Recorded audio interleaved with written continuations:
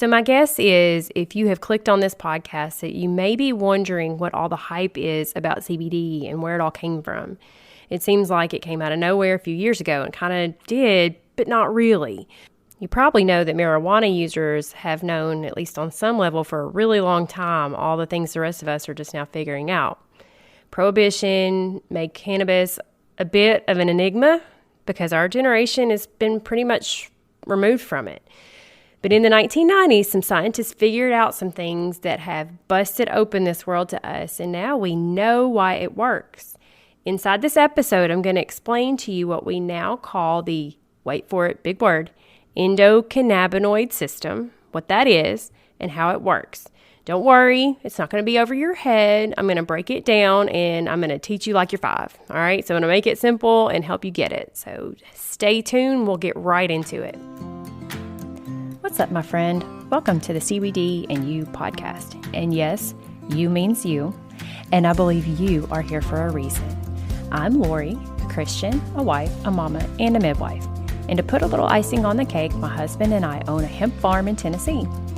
Girlfriend, I see it in your eyes, and I feel it in the messages you send me. You are tired of waking up every day exhausted with aches and pains that you really thought you were too young for. And with all the stress and anxiety of the day, you're over it. Are you starting to wonder if this is really all life is? I hear you, and you are not alone. God did not design us to just survive. He designed us to thrive. So if you're ready to embrace this beautiful life God has given you by discovering some of His best gifts for His children, rewarm that coffee you forgot about in the microwave, and let's take a minute to pour back into you with a quick chat and some me time. Let's go. Welcome back. I want to start real quick again today with a review from Apple Podcasts. I thank you all who have gone and left me a review. It helps me so much more than you realize. So I just want to read you one of these reviews, and then I would like for you, when you're done listening today, to go leave me a review as well. This one just says, professional all the way. So thorough with explanations of how your product works and the process in making it. Thank you so much for that review. I don't want to scare you though. Just because I am thorough and I'm professional doesn't mean that this topic today is going to be so thorough and so overly professional that you're not going to be able to understand it. So just hang in there with me. You're going to see what I'm talking about very soon. But just go ahead and make yourself a quick note when this episode is over to please go over to Apple Podcasts and leave me a quick written review. It only takes maybe 30 seconds or so, and it will help me so much. Okay? And maybe you will have your review read in the next episode. You just never know. All right, so today we're talking about this big old word, endocannabinoid system. I've told you in past episodes I was going to try to explain it to you, and so here I am for that today.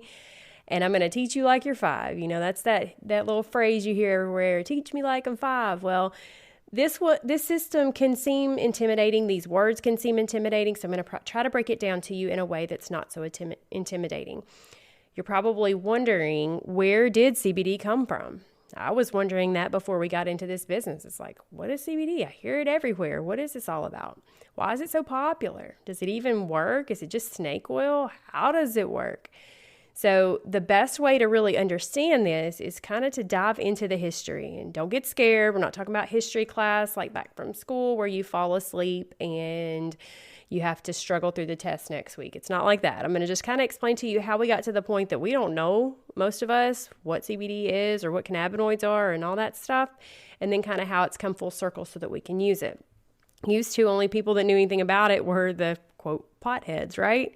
Because they were still getting it, but they didn't realize they were getting it maybe. They just knew they were getting the high, but they did know they were also getting other benefits. Maybe they were able to sleep really well. Maybe they were able to calm down and be very chilled out, and they associated that with the high, but turns out there's actually other things that help that as well. So let's dive into this.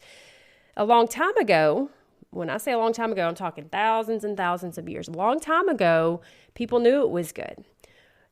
Hemp was actually one of the first plants that was spun into fiber, and hemp is the plant that the cannabinoids, the good stuff on the plant, comes from that we use in CBD oil. One of the first historical sites in Taiwan dating back 10,000 years had evidence that they had been using it then. The Chinese used it as far back as 6000 BC.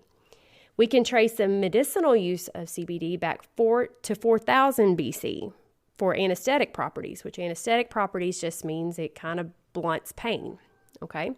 Think of having surgery. Anesthesia is what makes you not feel the pain from the surgery. In 1000 BC, we have evidence that it was used in India and the Middle East for things like anxiety. Fast forward to 200 BC, we have evidence that China, Greece, and Russia were using it to make ropes. And there was evidence they were even using it to make paper. And this is skipping up in the timeline a little bit, but did you know that the first drafts of the Declaration of Independence were actually written on hemp paper? Add that to your little bank of trivia. So then it spread to the Greeks and the Romans. We have written evidence from Pliny the Elder, a Greek physician named Galen, Herodotus. All of them and many others wrote about hemp. The Vikings and the Germanic people were known to have used it for a pain reliever for, wait for it, childbirth, says the midwife, and toothaches. It was so good that in 1533, King Henry VIII fined farmers who wouldn't grow it for industrial use. That's how much they needed it grown. We have evidence that it was in New England in the 1700s. In the 1800s, it was a common crop on plantations, especially in California and New York. George Washington and Thomas Jefferson were both proponents of its use. It was vital in World War II to make uniforms and rope. And over time, people started to use it for medicinal purposes in the U.S. But then an anti-drug campaign came along and labeled it illegal. In 1931, 29 states outlawed marijuana, fueled by the perception from the media about immigrants who were bringing it in and using it recreationally. The Marijuana Tax Act in America of 1937 penalized anyone who bought it or sold it. And then in the 1950s, stricter federal laws came along. So this wonderful plant went from hero that could do all the things to a villain in what seemed like no time compared to all of the history we had for using it. So with all that negativity for the last almost 100 years, it's really hard for a lot of people to believe that CBD is good and it's not just for getting high. They tend to combine its effects with its cousin, marijuana, which will get you high and does have those effects. But CBD actually doesn't have that, and we're going to talk about that more and why. Thankfully, in 2013, a documentary by Sanjay Gupta actually brought a lot of attention to CBD as a good thing. He was talking more about medical marijuana, but the nice thing about CBD is most of the benefits you can get from medical marijuana you can get from using a good quality CBD oil without that psychoactive effect. And we're going to talk about why that is.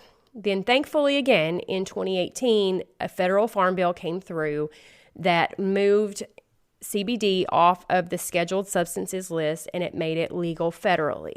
Now, most states do allow you to use it legally. There are some that still do not, and so you're going to have to do some research about your state to make sure that you're legally able to use it, all right? So let's dive in. Let's look at 3 things that are going to help you to understand what this system is. All right, so the endocannabinoid system, ECS. It's a big word that refers to the parts of this system that have been in our bodies all along that have functioned on their own, but possibly not at their optimum. Okay, we're going to dig into why that is. The ECS is made up of 3 different parts. One is the receptors. Think of that as like you got a plug and in your hand that goes to an appliance. And then you have the hole in the wall. When you put that plug into the hole in the wall is the receptor. The cannabinoid is that plug. You're plugging it in. You're making it work. Okay, so you've got the receptors.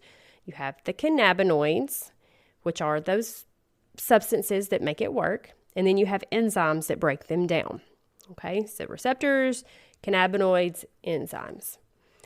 These 3 things work together to help your body maintain another big word called homeostasis. That word just basically means balance, keeping things as they should be. Your temperature, your blood pressure, your bodily fluids, your mood, your sleep, all of those things are kept in a balance called homeostasis with the help of this system, the ECS. The neat thing about the ECS is that there is evidence that it seems to kick in and work when something else knocks your body out of homeostasis, like some kind of a stressor, some kind of a trauma. Something comes along out of the ordinary, you're all out of kilter, and the ECS kicks in and does its work to get you back to normal. How does it do that? Well, first of all, this ECS actually makes its own cannabinoids. So we talk about the cannabinoids, that's these molecules that work hand in hand with the receptors of the ECS. Your body actually makes its own cannabinoids. Now, what you buy in CBD oil are called phytocannabinoids. Phyto means plant. Cannabinoid is, again, the cannabinoids we're talking about, the molecules that give you these benefits. But the ECS makes its own endocannabinoids, cannabinoids that are inside of your body, made by you. They come from within you. They don't come from the outside, okay? It's believed that the ECS can make up to 100 cannabinoids, and we haven't discovered them all. CBD is one of them. CBD just stands for cannabidiol.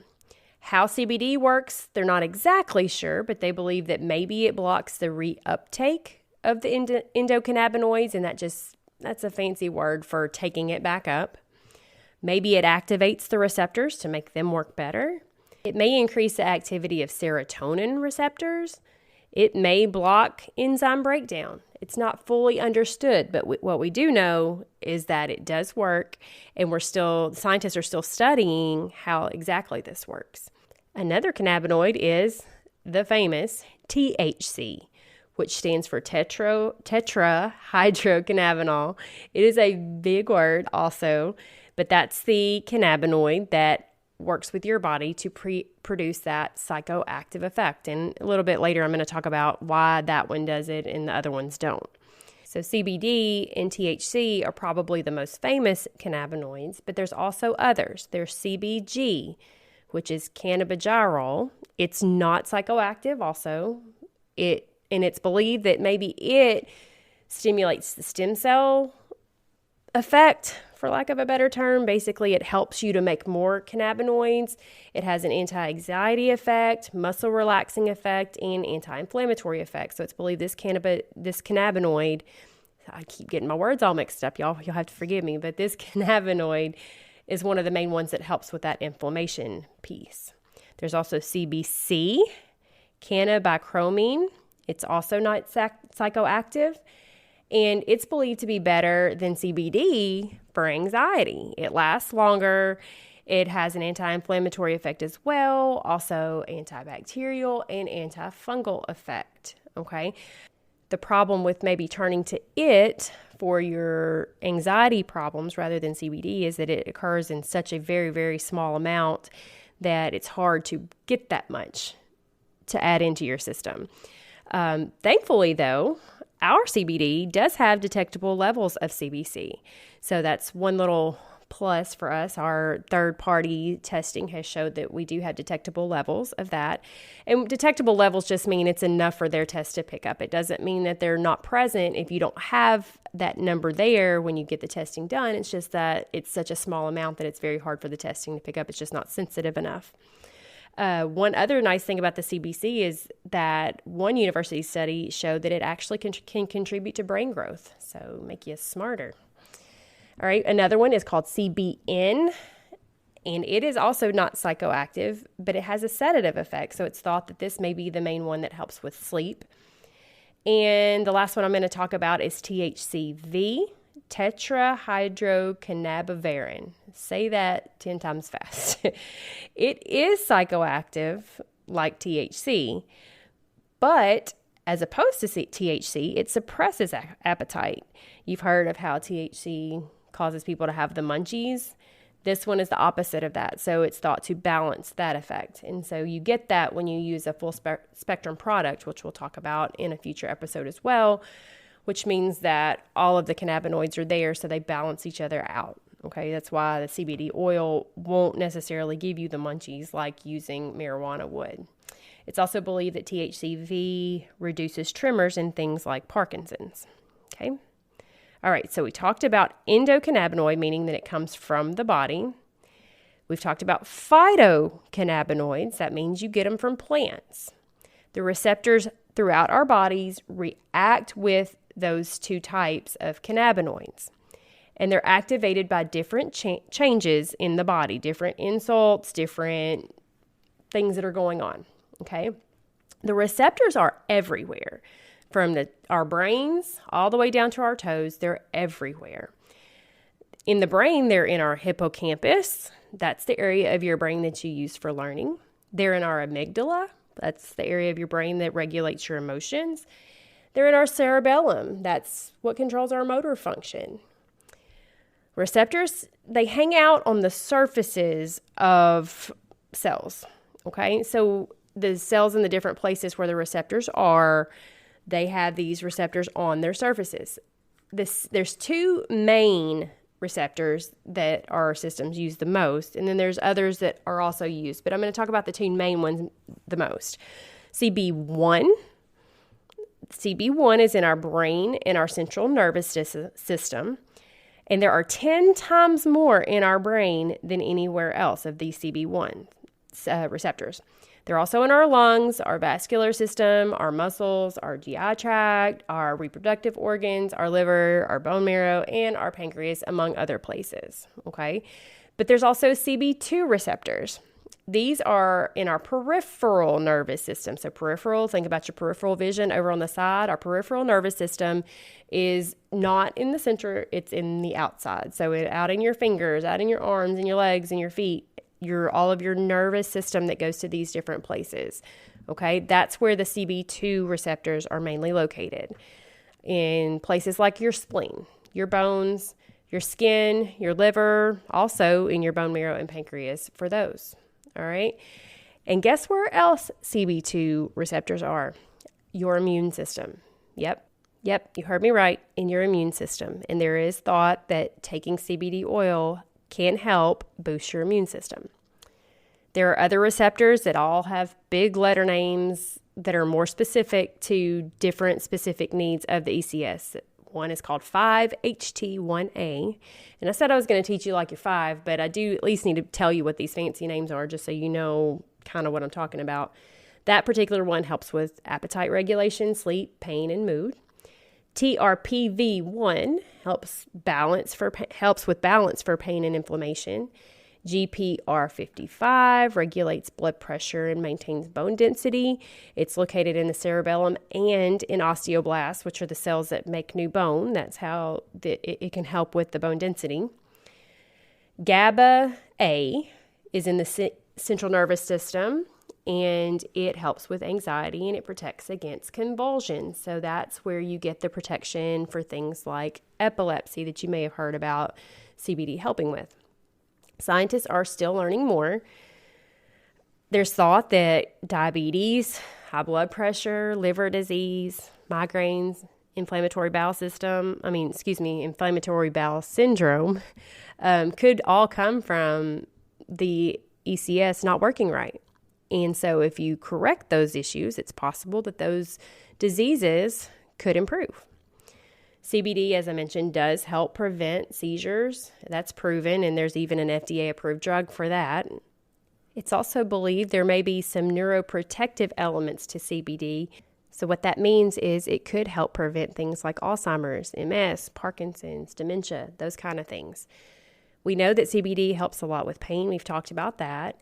The other neat thing about it is can actually help you prevent getting addicted to things. Some people are concerned that CBD is addictive.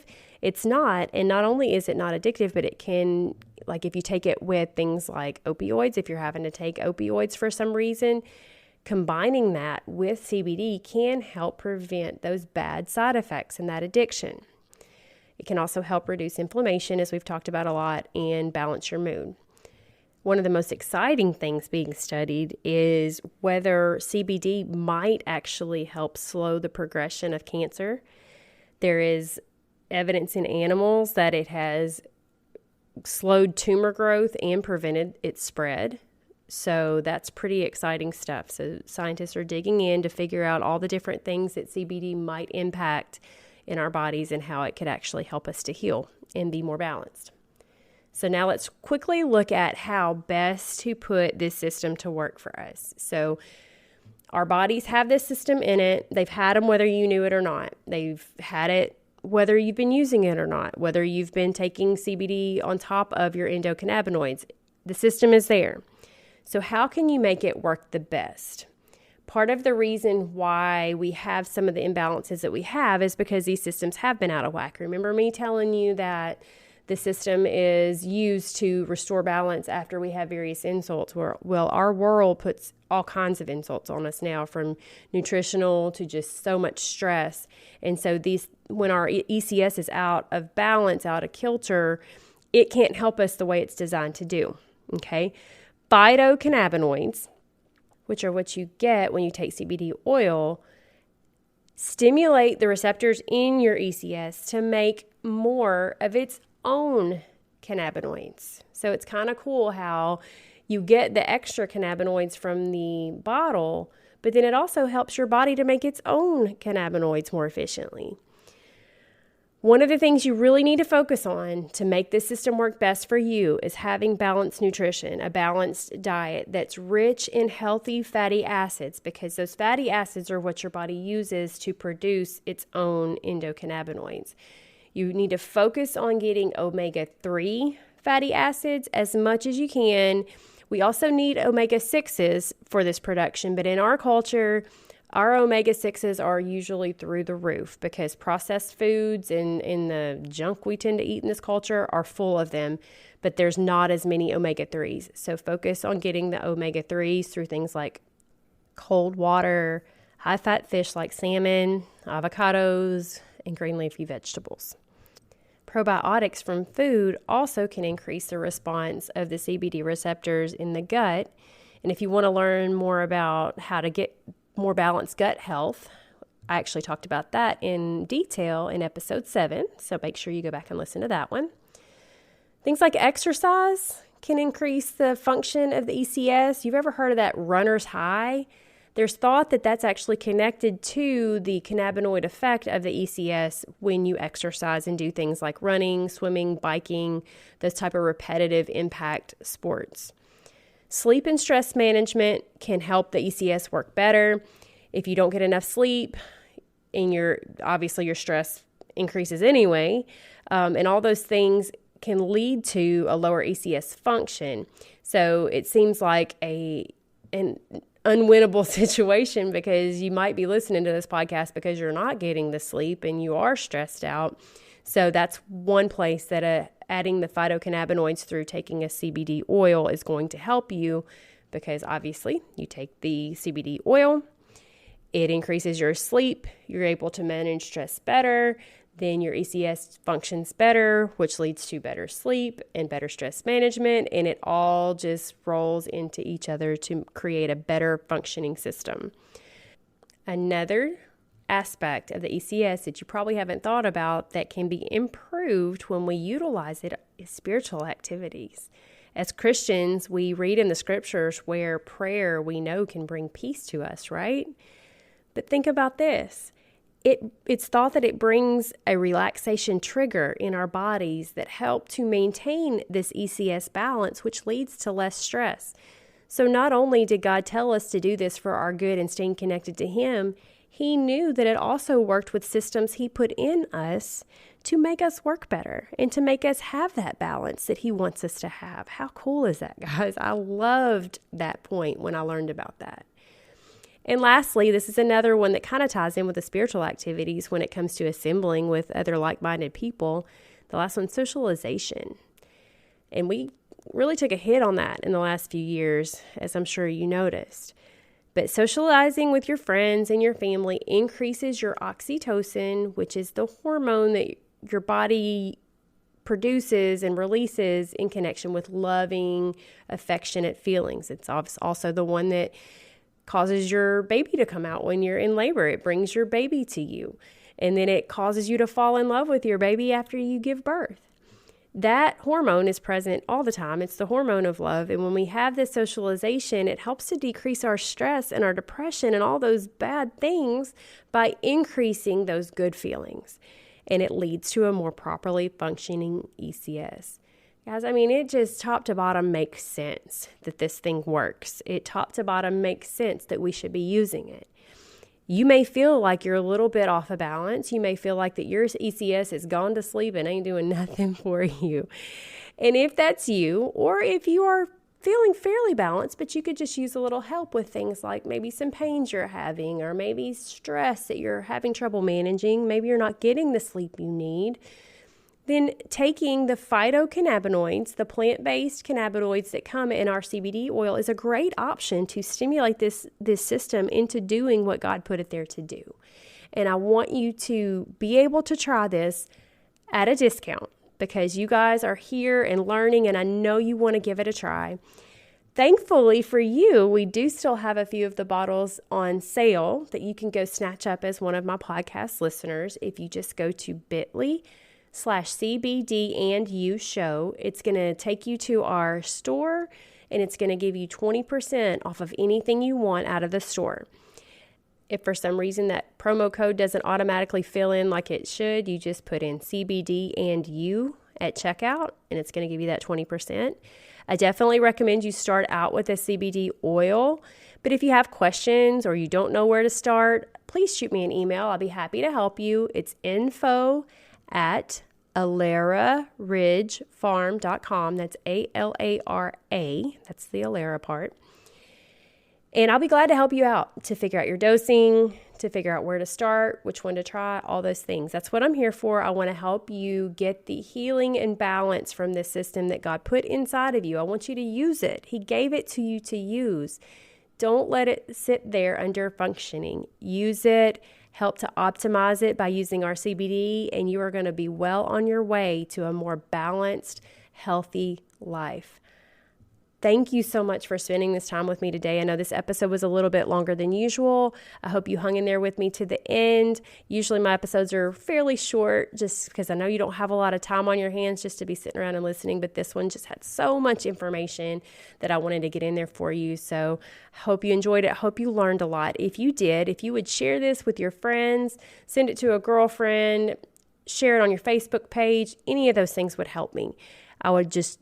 I have a passion for this, to share with people, to teach other women about all the wonders of CBD so that we can all be functioning on all cylinders, so that we can give our best to our families, to our husbands, to our kids, so that we aren't so stressed and so overloaded, but rather we are functioning in the beauty of God's design. I can't wait to see you back here again next week. Whoa, wait, stop. I need your help. Before you take off, if this podcast has blessed you in any way, or if you learned something, could you take 1 minute and leave me a written review over on Apple Podcasts? That's the absolute best way you can thank me. I love hearing how what I've learned on my journey has helped you on yours. Remember that the word says every good gift and every perfect gift is from above. CBD is one of them, but there are so many more. Cling to him and you will never go wrong. Thanks for listening, and I'll see you back here in a few days.